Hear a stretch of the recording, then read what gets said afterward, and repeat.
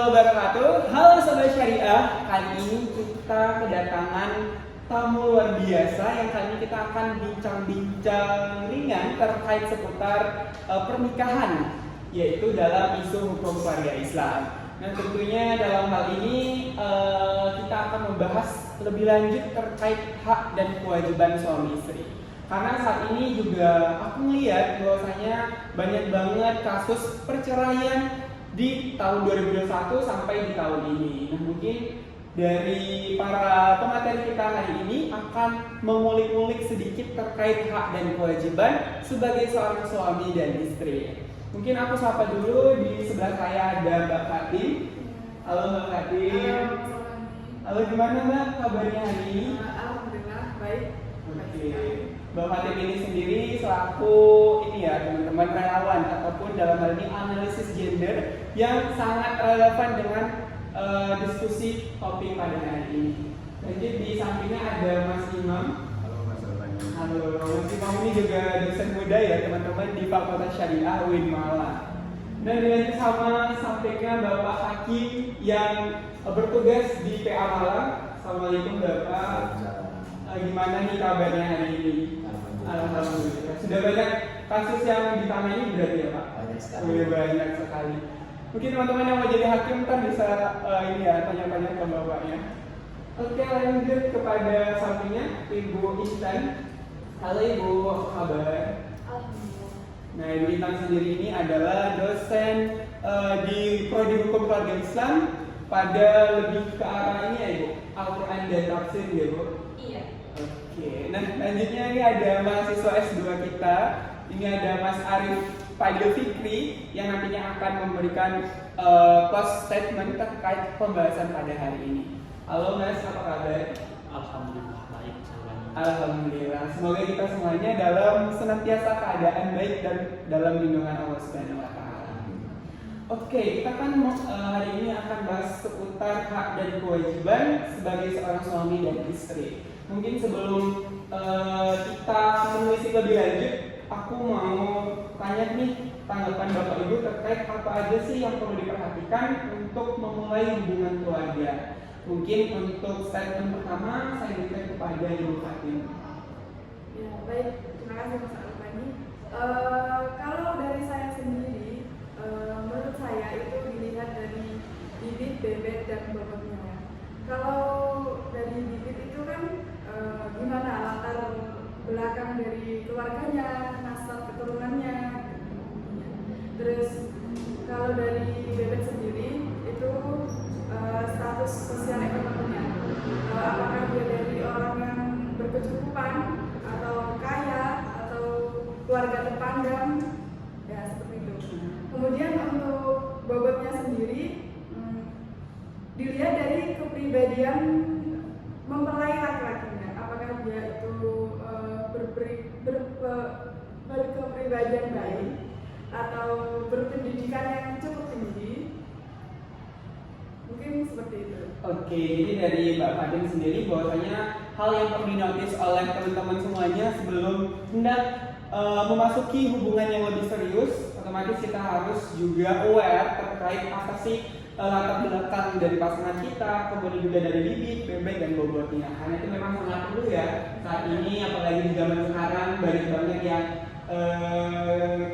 nyatanya laki tapi menyimpang gitu ya. Mungkin aku mau statement dari Bapak Hakim terkait bagaimana sih hal yang perlu diperhatikan ketika kita hendak mau memulai hubungan keluarga.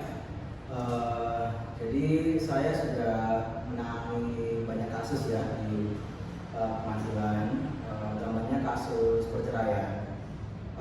Saya lihat berkaca dari kasus yang saya tangani, banyak sekali pasangan muda-mudi atau pasangan suami istri ini yang memang saya lihat dari sisi apapun itu masih bisa dikatakan belum siap untuk menikah. Dari sisi psikisnya, kemudian mental, kemudian utamanya juga finansial, karena memang banyak sekali banyak anak-anak yang terpengaruh dengan teman-temannya, mungkin utamanya perempuan yang memang lebih cepat daripada teman-teman yang lainnya untuk menikah terlebih dahulu. Dipinang oleh seorang laki-laki, kemudian banyak yang terpancing untuk menikah cepat tanpa memikirkan banyak hal-hal yang perlu diperhatikan. Saya mengutip pernah menemukan kalimat seperti ini, jangan menikah kalau memang belum siap, atau jangan menikah, jangan jadikan pernikahan itu sebagai pelarian. Artinya adalah bahwa memang pernikahan itu tidak bisa kita jadikan sebagai pelarian. Kehidupan kita sebelum menikah itu bisa dirubah setelah menikah nantinya bersama istri ataupun pasangan kita. Itu tidak bisa dikatakan seperti itu, karena memang kehidupan setelah menikah dan pranikah itu sangat berbanding terbalik. Kita harus dituntut untuk dewasa, mandiri dan lain sebagainya. Oleh karena itu, sebelum menikah alangkah baiknya persiapkan secara matang terlebih dahulu dari segala sisi, maupun fisik, mental dan finansial utamanya. Karena kalau kita menikah bermodalkan fisik dan mental aja itu juga tak cukup. Saya rasa seperti itu. Oleh karena itu ini harus perlu diperhatikan oleh muda-mudi zaman sekarang. Itu menurut saya. Oke, baik, terima kasih Bapak terkait wejangan pada hari ini ya. Bahwasanya kita harus mempersiapkan segala hal karena pernikahan itu sakral, bukan untuk dipermainkan. Nah, mungkin merujuk dari hal tersebut sangat menarik jika topik pembahasan kali ini membahas terkait dengan hak dan kewajiban sebagai seorang suami dan istri. Mungkin untuk materi pertama akan disampaikan oleh Ibu Fatim yang mengenai hak dan kewajiban itu apa aja sih, atau dalam ruang lingkup apa dikatakan sebagai hak dan kewajiban. Monggo dipersilakan. Baik Mas Alham, saya akan mengupas sedikit tentang apa sih arti dari hak dan kewajiban itu. Untuk hak sendiri itu berasal dari kata hakun yang berarti ketetapan atau kewajiban. Nah, untuk kewajibannya sendiri itu berasal dari kata wajib yang berarti harus. Nah, hak dan kewajiban suami istri itu ada dua. Yang pertama itu material, yang kedua imaterial. Untuk yang material ini bersifat zahir atau harta benda, misalkan mahar. Untuk yang imaterial itu kayak memimpin istri dan anak-anaknya. Kemudian untuk mencapai tujuan perkawinan, Islam itu telah mengatur hak dan kewajiban suami dan istri itu. Masing-masing dari suami istri jika menjalankan kewajibannya dengan baik dan bertanggung jawab, itu akan terwujudlah keluarga yang sakinah, mawaddah dan warahmah. Mungkin seperti itu. Oke, tadi Ibu udah menyinggung bahwasanya hak dan kewajiban sebagai seorang istri dan suami itu memang berbarengan, tidak bisa dipisah ataupun dalam hal ini tidak sinkron antara kedua belah pihak. Nah, bagaimana itu jika misalnya salah satu dari suami atau istri itu tidak melakukan tuntutannya dalam hal hak dan kewajiban? Kalau menurut saya, mengapa hak dan kewajiban itu penting? Ya karena itu memang untuk menghindari seperti perceraian. Nah, dari suami istri itu sendiri wajib mengetahui peran masing-masing. Seperti suami itu menafkahi keluarga istri dan anaknya, kemudian bertanggung jawab terhadap istri dan anaknya, mencukupi kebutuhannya juga. Kemudian si istri itu juga harus tahu bagaimana hak dan kewajibannya dalam melayani suami, memenuhi kebutuhan suami dan anak-anaknya. Intinya mengurusi rumah itu harus bagaimana. Pokoknya intinya dia harus bertanggung jawab dengan melakukan kewajibannya dengan baik. Oke, baik. Jadi memang harus kembali lagi ke orangnya gitu. Harus bisa menjalani, harus bisa bertanggung jawab atas semua yang telah disepakati. Baik, terima kasih saya sampaikan kepada Ibu Fatim. Kemudian juga pembahasan berikutnya yang akan disampaikan oleh Bapak dosen kita yang akan membahas ruang lingkup lebih mendalam dari hak dan kewajiban. Mungkin kepada Bapak Imam MH kami persilakan. Baik, terima kasih kepada Mas Alfani. Mungkin di sini saya akan sedikit menjelaskan secara umum apa saja itu hak dan kewajiban suami istri. Yang pertama yaitu hak dan kewajiban bersama antara suami dan istri. Mungkin yang pertama yaitu dihalalkannya bagi suami untuk menikmati hubungan fisik dengan istrinya, termasuk hubungan seksual di antara mereka berdua. Kemudian yang kedua yaitu timbulnya hubungan mahram di antara suami dan istri tersebut. Maksudnya hubungan mahram di sini yaitu diharamkannya pernikahan si istri setelah si istri tersebut cerai atau ditinggal mati oleh suaminya, yaitu menikah lagi dengan si ayah suami, ayah dari ayahnya dan seterusnya hingga garis ke atas. Demikian pula dengan anak dari suami tersebut dan seterusnya hingga garis ke bawah. Kemudian hak bersama yang ketiga yaitu berlakunya hukum pewarisan di antara keduanya. Setelah berlangsungnya akad nikah, salah seorang di antara suami atau istri meninggal dunia, maka suami atau istri yang ditinggalkan berhak atas warisannya walaupun belum terjadi dukhul. Kemudian yang keempat yaitu dihubungkannya nasab anak mereka dengan nasab suami dengan syarat kelahirannya paling sedikit setelah 6 bulan sejak berlangsungnya akad nikah. Kemudian hak dan kewajiban bersama antara suami istri yang terakhir yaitu berlangsungnya hubungan baik di antara kedua suami istri, yakni masing-masing suami istri bersungguh-sungguh dan berupaya melakukan pergaulan bersama dengan cara bijaksana sehingga kehidupan mereka berjalan dengan rukun. Kemudian saya masuk ke hak dan kewajiban suami. Hak dan kewajiban suami yang pertama yaitu memberikan mas kawin atau mahar. Mas kawin atau mahar di sini yaitu pemberian seorang suami kepada istrinya sebelum, sesudah atau pada waktu berlangsungnya akad sebagai pemberian wajib yang tidak dapat diganti dengan yang lainnya. Mas kawin yang diterima itu menjadi hak istri dan bukan hak orang tua atau saudarinya. Kemudian hak dan kewajiban suami yang kedua yaitu nafkah. Nafkah di sini yaitu sesuatu yang wajib diberikan baik berupa harta untuk mematuhi agar dapat bertahan hidup. Di sini yang termasuk nafkah yaitu nafkah sandang, pangan dan papan. Kemudian hak dan kewajiban suami yang ketiga yaitu memimpin dan memelihara istri, serta bertanggung jawab kepadanya. Tugas suami dan tugas istri memang berbeda, masing-masing diserahi tugas yang cocok dengan kodratnya. Kaum pria atau suami melebihi kaum wanita atau istri dalam hal kekuatan fisik yang sanggup memikul pekerjaan yang lebih sukar atau lebih berat dalam menghadapi mara bahaya yang besar. Kemudian yang berikutnya yaitu menjaga dari segala sesuatu yang mungkin melibatkannya pada suatu perbuatan dosa dan maksiat atau ditimpa oleh sesuatu kesulitan.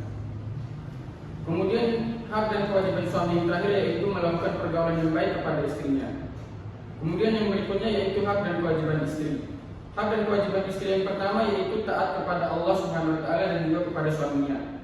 Seorang istri harus menaati suaminya secara utuh tanpa banyak komentar. Tetapi ketaatan semacam ini hanya boleh dilakukan jika suami telah mampu menjalankan kewajiban-kewajibannya secara utuh dan perintah atau suruhan suami itu tidak menyalahi syariat Islam. Kemudian hak dan kewajiban istri yang kedua yaitu menjaga kehormatan diri. Selain taat kepada Allah dan kepada suami, istri juga harus menjaga kehormatan dirinya baik saat suaminya berada di rumah ataupun di luar rumah. Untuk menjaga kehormatan dirinya, seorang istri sebaiknya dilarang keluar rumah tanpa izin suami. Kemudian jangan menerima tamu yang tidak disenangi suami. Dan yang terakhir berhias hanya untuk suami agar suami senantiasa merasa cukup dengan istrinya. Mungkin seperti itu.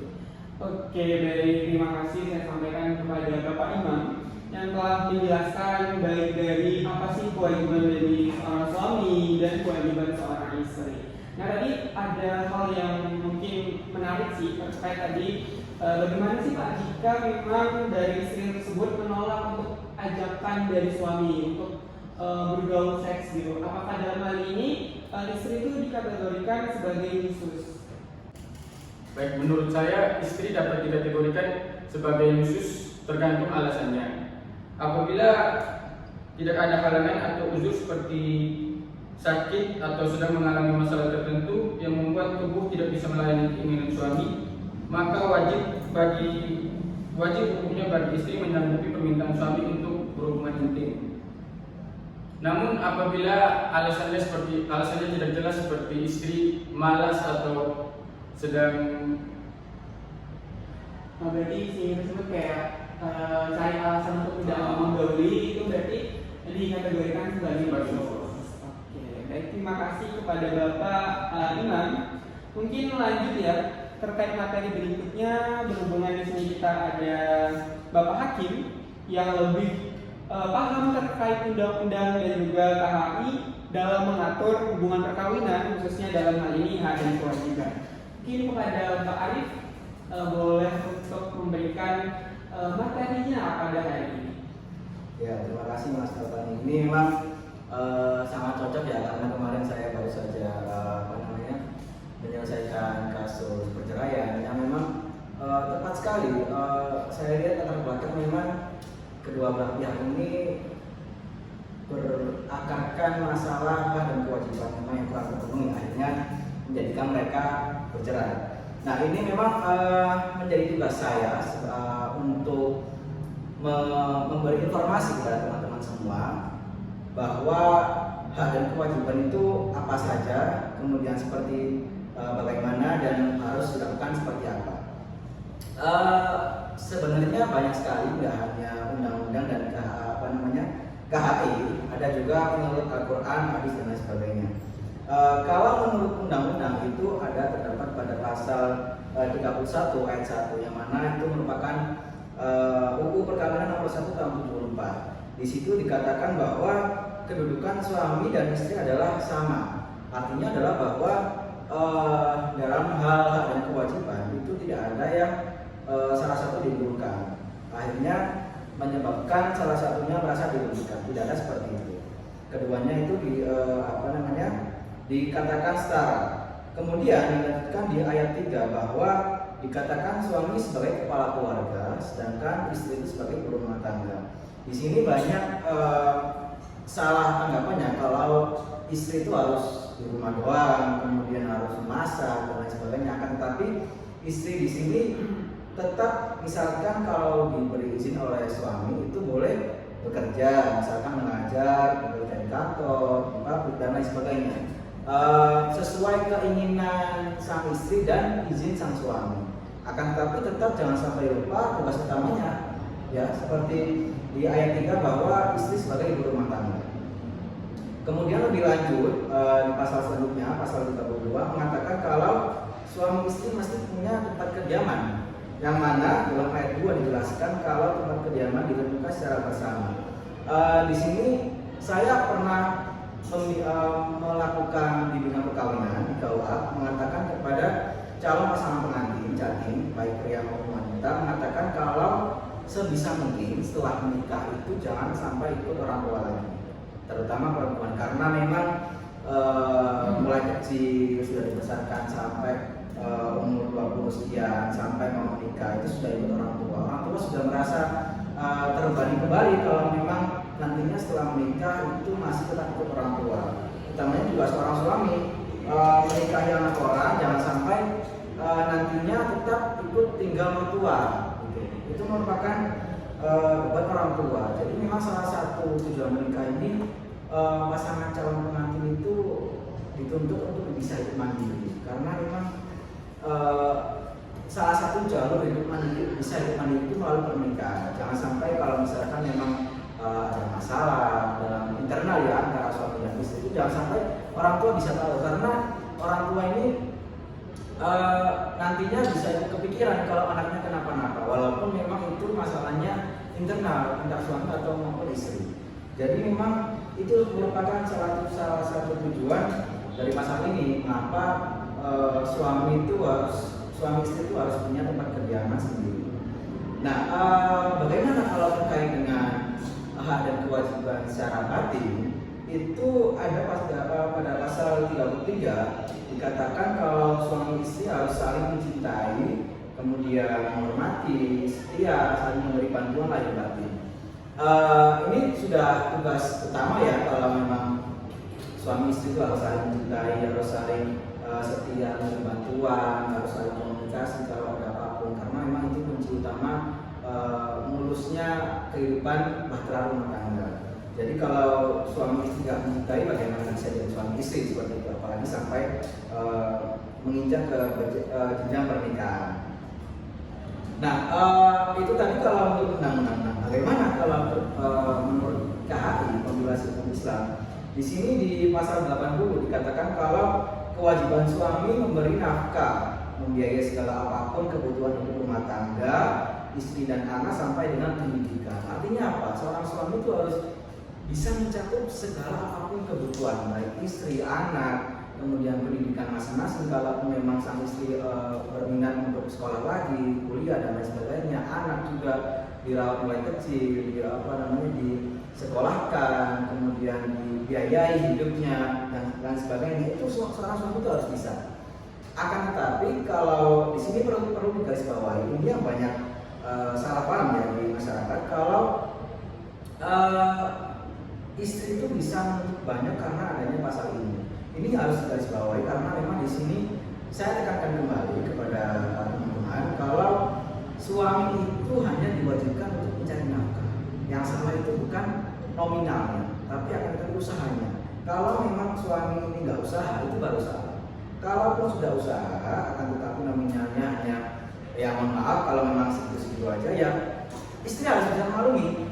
Ini juga yang harus bisa diperhatikan sebelum menikah. Itu harus ada perbincangan antara calon suami dan calon istri, nantinya hidupnya gimana, tempat tinggalnya ikut siapa atau ikut sendiri, punya rumah sendiri, terus nanti nafkahnya seperti apa, pekerjaan suami bagaimana, apakah bisa mengikuti aku dan anak-anak kelak dan lain sebagainya. Itu harus bisa dibicarakan sebelum menikah. Oleh karena itu jangan sampai gara-gara tidak ada perbincangan tersebut, maka sang istri ini dengan adanya pasal ini menuntut seenaknya sendiri kepada suami. Aku minta nafkah sekian rupiah, setiap sekian juta, sekian puluhan juta misalkan, setiap bulan misalkan seperti itu. Padahal istrinya sendiri tahu kalau pekerjaan suami ini memang tidak begitu mumpuni lah, bisa dikatakan seperti itu. Ini yang harus digarisbawahi oleh teman-teman sekalian. Jangan sampai salah persepsi.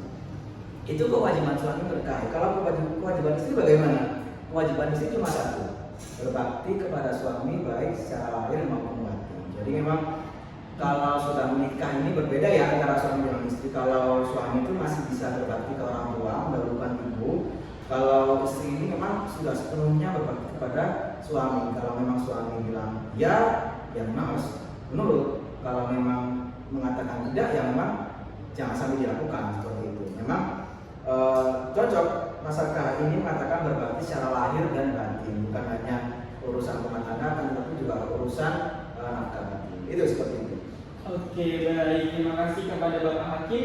Kalau aku ngasih beberapa feedback ya tadi dikatakan bersama-sama oleh Bapak bahwasanya istri itu juga boleh bekerja dan tidak hanya di rumah, karena kan memang saat ini banyak wanita karir yang misalnya sudah jadi dokter, polisi, kemudian juga profesor dan lain sebagainya. Dan dalam hal ini tidak menutup kemungkinan bagi seorang istri itu untuk dapat mengemban ataupun untuk dapat mengejar apa impian yang dia canangkan gitu. Kembali lagi kepada perizinan dari seorang suami. Dan juga tadi kita sebagai suami istri juga harus memberikan lahir dan batin. Dan jangan sampai batin dari seorang suami atau istri ini tersakiti gitu. Nanti ada judul FTV curhatan seorang istri pula ya Pak. Gitu. Oke, baik, terima kasih kepada Bapak. Mungkin satu pertanyaan nih Pak, terkait besaran nafkah dari seorang suami. Bagaimana jika dalam hal ini istri itu menuntut lebih dari penghasilan seorang suami? Itu bagaimana Pak? Gini ya, memang salah satu kunci utama pernikahan bisa dikatakan sukses itu kedua belah pihak ini antara suami dan istri itu harus bisa dikatakan cakap dewasa. Artinya apa? Secara psikis itu suami dan istri itu harus bisa berpikir secara dewasa, berpikir secara jernih. Bagaimana bisa dikatakan berpikir secara dewasa? Itu artinya adalah pintar membaca situasi dan kondisi. Dalam hal ini, misalkan istri menuntut nafkah lebih. Nah, istri ini harus bisa pintar membaca situasi dan kondisi sang suami. Kalaupun memang sang suami ini tidak bisa memberi nafkah yang lebih, walaupun sudah diusahakan sedemikian rupa, bangun pulang, kerja pagi, pulang sore, dan lain sebagainya, bahkan sampai lembur dibela-belain pulang malam dan lain sebagainya, istri harus bisa qanaah, harus merasa cukup, harus bisa menerima kalau suami saya ini memang mampunya memberi saya nafkah sekian rupiah setiap bulannya, seperti itu. Kalau memang dirasa tidak bisa, boleh kalau dia memang berinisiatif untuk membantu perekonomian rumah tangga, misalkan dia ikut bekerja, tapi juga tetap memperhatikan isi sang suami, apakah diperbolehkan atau tidak, melihat tempat kerjanya atau tempat kerjanya dan lain sebagainya. Jadi memang salah satu kunci pernikahan sukses itu kedua orang ini harus bisa dewasa, berpikir dewasa. Jangan sampai salah satu pihak ini masih dirasa kalau sifatnya ini kekanak-kanakan, kemudian tidak bisa mengerti satu sama lain, tidak bisa pengertian, misalnya cuma menuntut tapi tidak bisa memberi dan lain sebagainya. Itu merupakan kunci. Ini yang harus bisa teman-teman pahami dan harus bisa diimplementasikan nantinya ketika sudah mulai memasuki kehidupan perkawinan seperti itu. Oke, baik, terima kasih Bapak yang sudah memberikan pemaparan materi terkait perspektif undang-undang. Nah, mungkin lanjut ya teman-teman, kali ini kita akan membahas seputar bagaimana sih hak dan kewajiban ini menurut perspektif hukum Islam, baik dari Al-Quran maupun ajaran dari Islam tersebut. Mungkin kali ini yang sudah expert dari Ibu Intan yang sebagai selaku dosen juga di Fakultas Syariah. Selamat siang Ibu. Oke, nah Ibu ini nanti akan membahas kajian Islami mengenai hak dan kewajiban perspektif dari Al-Quran. Mungkin untuk waktu dan tempat saya persilakan. Baik, terima kasih. Langsung aja ya. Pada dasarnya itu antara kewajiban dan hak suami istri merupakan suatu hal yang saling timbal balik ya. Jadi kewajiban suami adalah hak istri, lalu kewajiban istri adalah hak suami. Setelah yang seperti yang sudah dijelaskan tadi oleh Ibu Fatim, bahwa kewajiban suami terhadap istri ini terdiri dari dua macam, yaitu kewajiban yang bersifat material dan kewajiban yang bersifat imaterial. Yang pertama, kewajiban yang bersifat material, yaitu mahar.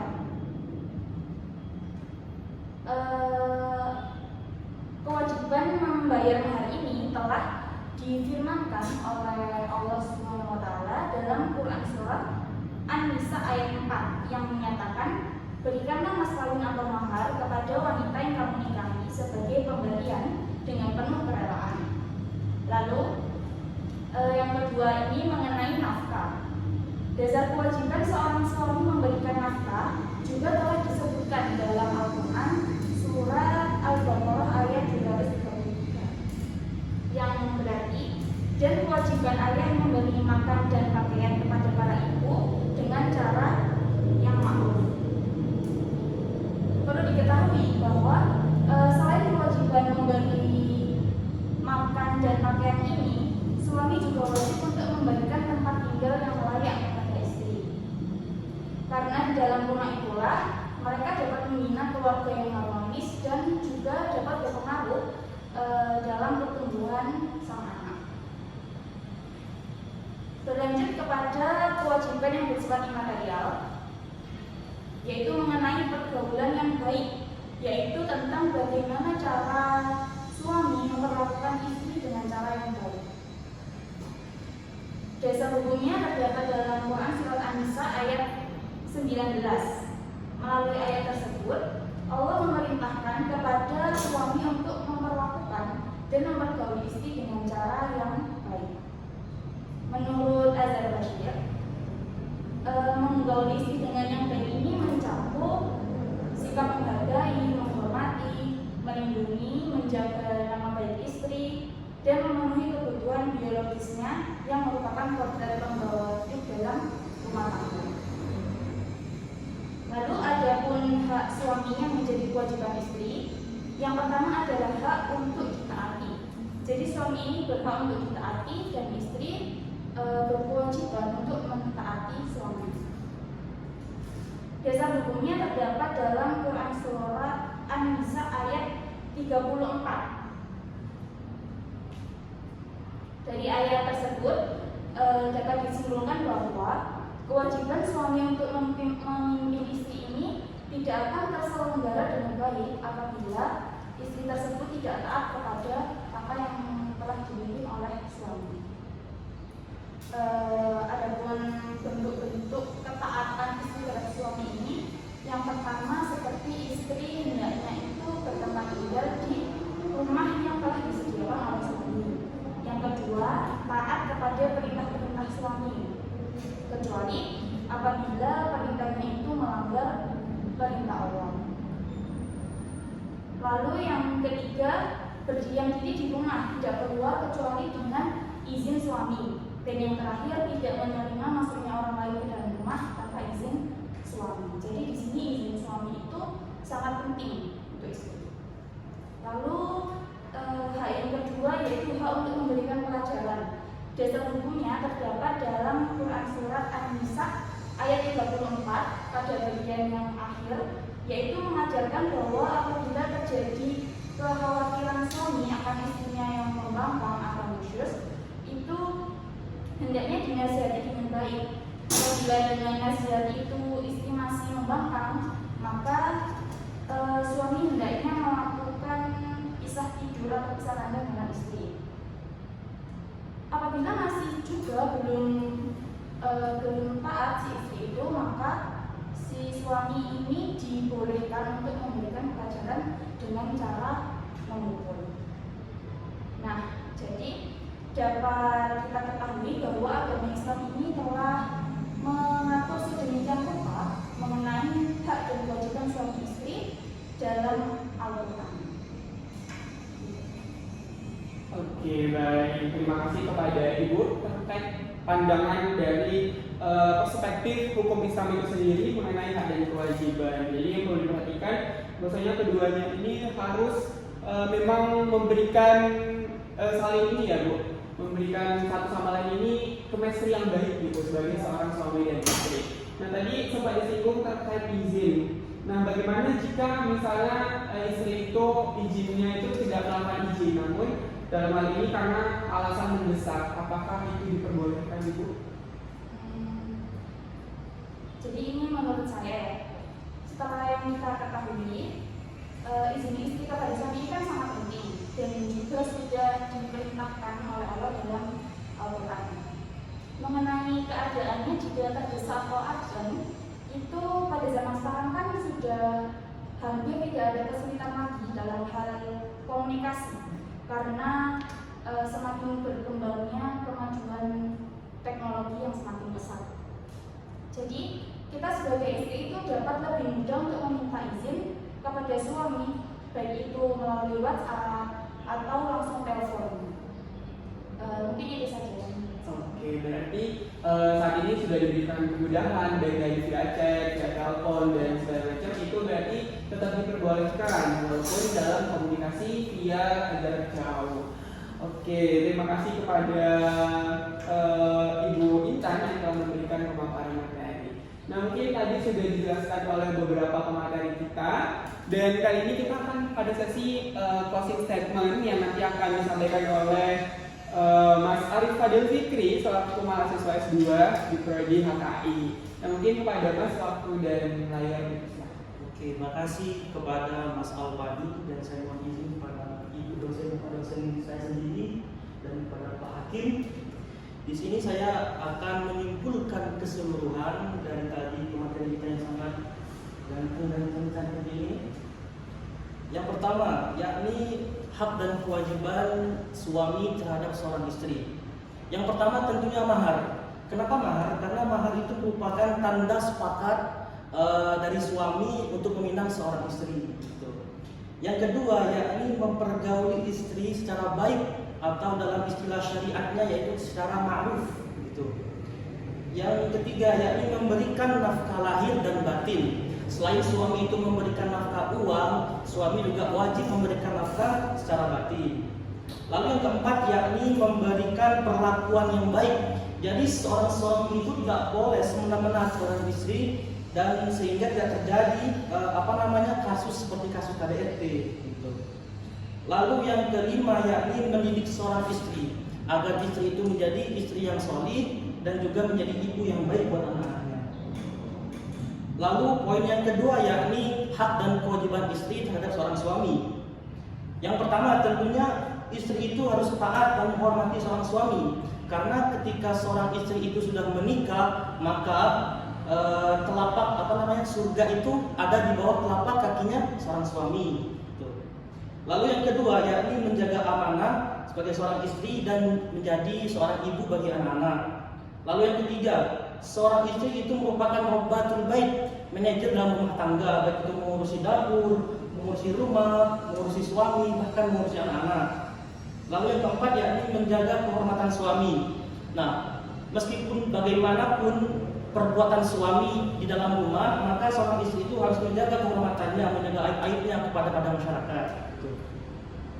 Lalu yang selanjutnya yaitu meminta izin ketika hendak keluar. Ini merupakan keharusan bagi seorang istri. Bagaimanapun alasannya, seorang istri itu harus meminta izin agar suami itu mendapatkan kabar di mana dan apa tujuan istri itu keluar rumah. Lalu yang terakhir yakni menjaga diri ketika tidak bersama dengan suami. Nah, di sini menjaga diri itu seperti apa sih? Misalnya menjaga aurat, menjaga omongan, tidak menggoda laki-laki lain gitu. Lalu poin yang ketiga yakni hak bersama. Yang pertama, menjaga dan meningkatkan keimanan dan ketakwaan kita pada Allah. Contohnya seperti taat pada Allah, kemudian rajin beribadah, makan dan minum yang halal, menutup aurat dan juga mendidik anak agar menjadi generasi yang soleh dan solehah. Lalu yang kedua yakni bersyukur atas nikmat yang diberikan Allah. Contohnya seperti apa? Bersabar dalam menghadapi kesulitan atau cobaan.